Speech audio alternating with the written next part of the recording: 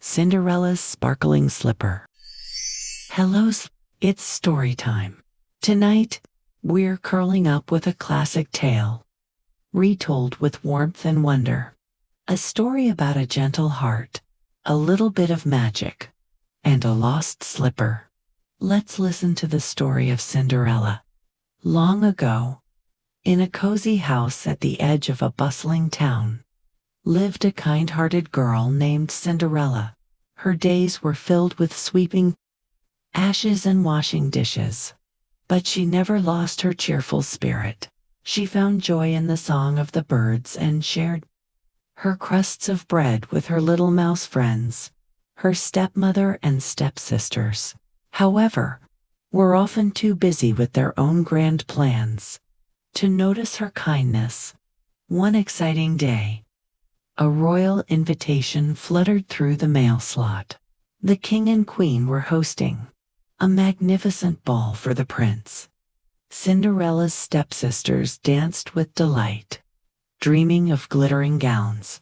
"I shall wear my finest silks," chirped the first sister. "The prince will surely dance with me all night," declared the second. With a hopeful heart, Cinderella asked softly, "Might I go to the ball, too?" Her stepmother simply laughed. "You, in your dusty old dress. Don't be silly.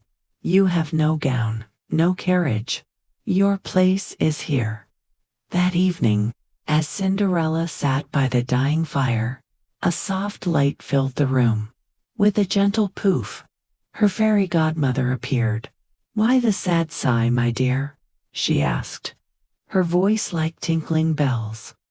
"I so wished to see the palace," Cinderella whispered. "A wish from a kind heart is the most powerful magic of all," smiled the fairy godmother. "Now, let's see.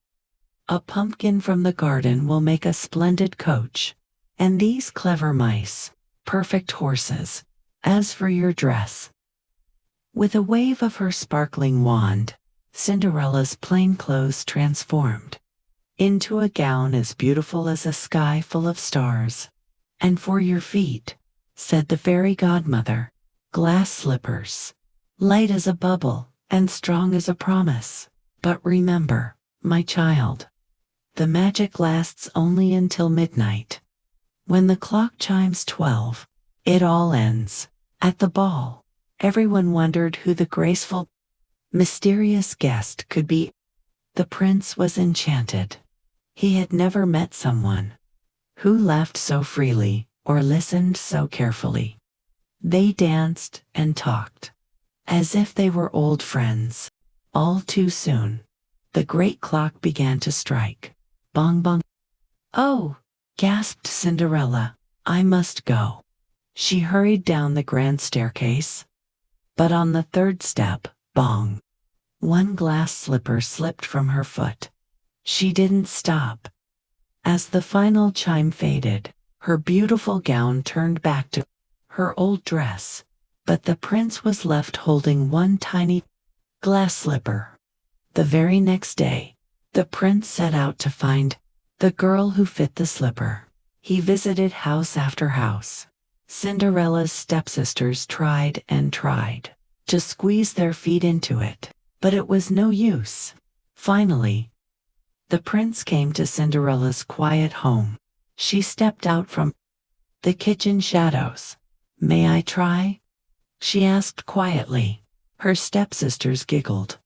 But the prince knelt down. He gently slipped the glass onto her foot, and it fit perfectly. From her apron pocket, Cinderella pulled out the other slipper.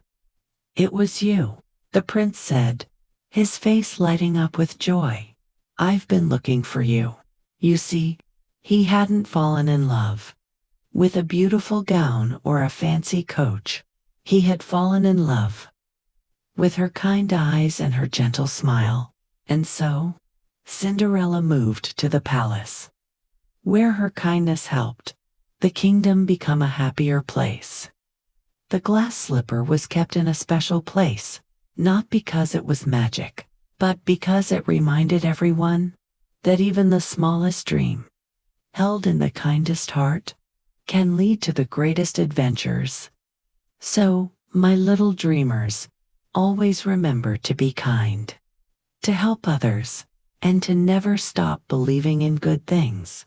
For every kind act is like a sparkle of magic, waiting to light up your path. Now, close your eyes, snuggle deep under your covers, and dream of pumpkin coaches and twinkling stars, and the story is finished. Good night. Sweet dreams.